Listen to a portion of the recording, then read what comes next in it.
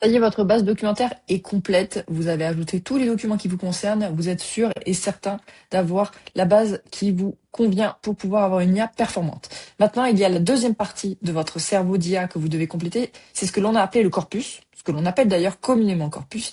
C'est la base de connaissances de votre IA. Vous allez pouvoir avoir une IA qui va être intelligente car vous allez avoir l'information qui va être structurée sous forme de questions-réponses et également de fiches. On y reviendra.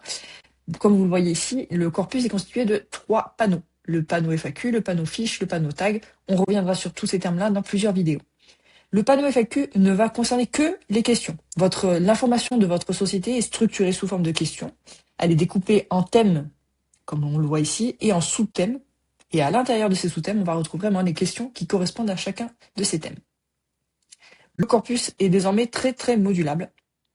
Vous avez la possibilité donc d'éditer chacune des réponses.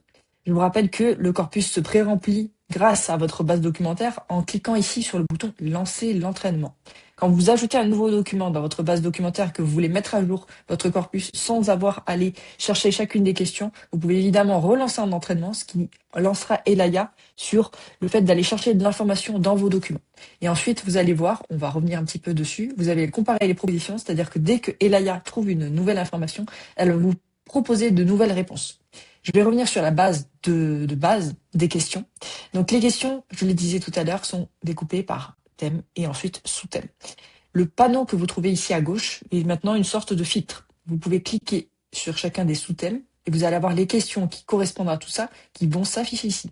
Si je veux vraiment filtrer selon plusieurs sous-thèmes, je peux cliquer sur plusieurs. Il n'y a aucun problème. Je vais cliquer sur plusieurs sous-thèmes, plusieurs sous-thèmes même qui peuvent être en dehors des thèmes principaux. Et vraiment, je vais retrouver les questions qui ont un lien avec tout ça. Ça me permettra vraiment de me focus sur tel ou tel thème.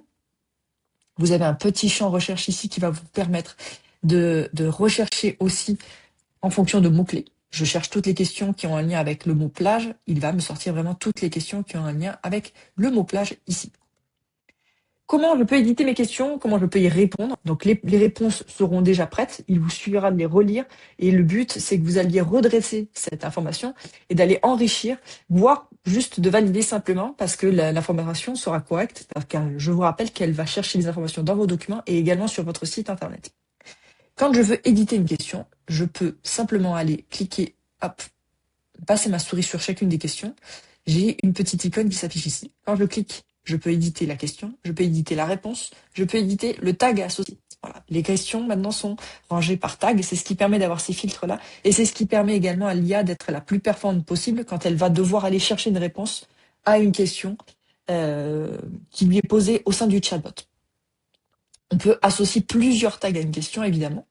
Je vais vous donner un exemple sur cette partie-là.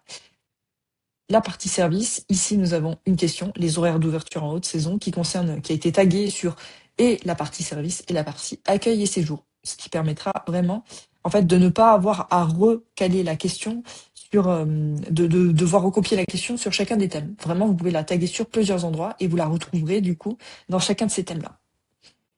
Quand je veux éditer, donc je repars sur cette partie-là, je peux éditer les tags, comme je le disais, je peux ajouter un tag existant, et je peux également créer un tag directement depuis cette interface-là, ici. Si la question ne me convient plus, si elle ne correspond pas à mon établissement, il suffit simplement de cliquer sur le bouton « Supprimer la question » et elle sera retirée. À partir du moment où une question est dans votre corpus, alors je le précise quand elle est dans la compléter, je vais revenir sur cette partie, elle est intégrée dans la mémoire de votre Elaya, donc vous pouvez être sûr que cette partie-là sera bien prise en compte par votre chatbot et sera utilisée pour répondre à vos clients et également dans l'ensemble des outils qui constituent Elaya. Et on y reviendra tout à l'heure. Pour éditer votre réponse, vous avez aussi la possibilité de simplement cliquer sur le champ qui est associé devant la question et vous pouvez, hop, cliquer et ajouter plus d'informations. Pas de port de bonnet. Et une fois que vous êtes content, vous cliquez sur enregistrer. Tout est enregistré, tout est dans votre mémoire.